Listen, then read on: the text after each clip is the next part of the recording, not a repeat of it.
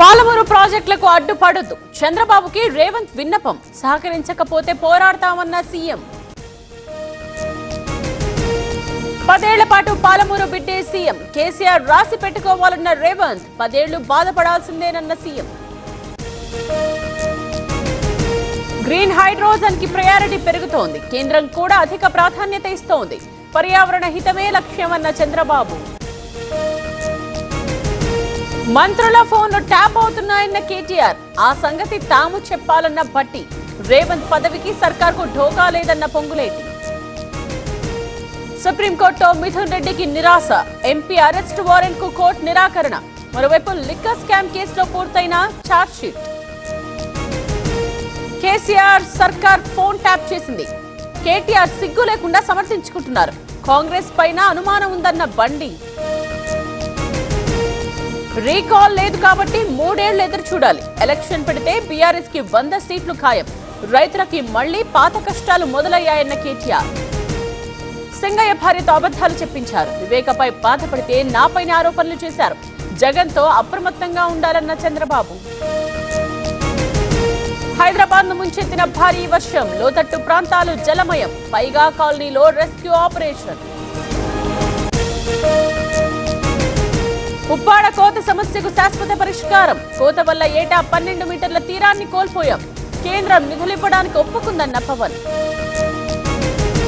తాడిపత్రి జేసీ ప్రభాకర్ జాకీరు కాదు వైసీపీ నేతలను అడ్డుకుంటామంటే ఊరుకోం దౌర్జన్యాలను లెక్కబెడుతున్నామన్న వెంకట్రామిరెడ్డి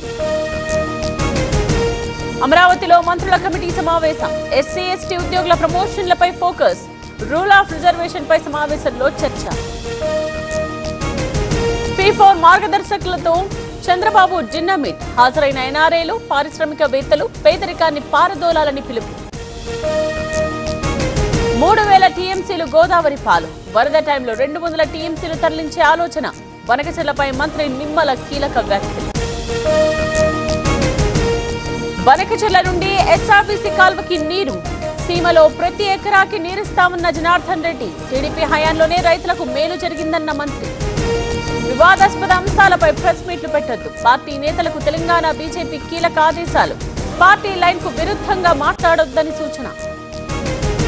నిర్మల్లో ఇందిరా మహిళా శక్తి సంబరాలు తెలంగాణ గేయం పడిన గాయకులు అందరూ నిలబడినా కూర్చునే ఉన్న ఏలేటి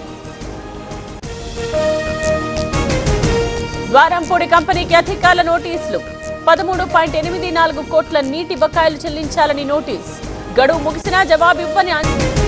హెచ్సీఏ కేసులో కొనసాగుతోన్న సిఐడి విచారణ ఉప్పల్ స్టేడియానికి జగన్మోహన్ రావు తరలింపు స్టేడియంతో పాటు ఇంట్లోనూ తనిఖీలు ఛత్తీస్గఢ్ లో ఎదురు కాల్పులు 6 మావోయిస్టుల మృతి నారాయణపూర్ లో కొనసాగుతోన్న ఎన్కౌంటర్ ఛత్తీస్గఢ్ మాజీ సీఎం కొడుకు అరెస్ట్ ఈడీ ఆఫీస్ ముందు కాంగ్రెస్ ఆందోళన అదానిపై పోరాడినందుకేనన్న భూపేష్ బఘేల్